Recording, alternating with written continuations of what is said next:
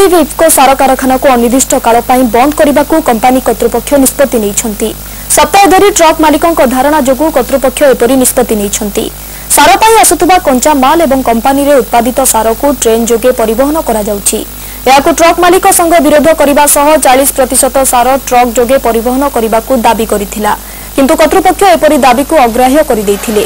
फल धारणा रे बसिथिले ट्रक मालिकों संघ।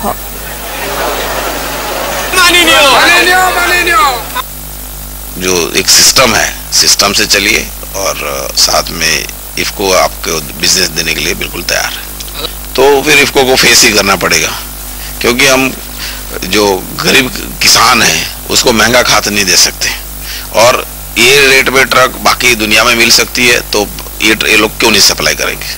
आम पेट पाटना उपरे दाबी आम करुवा बेले सी आम पेट को नात मारिक प्रशासन आम सामने फाइनाल है बाद वैसा कौन सी फाइनाल करूना।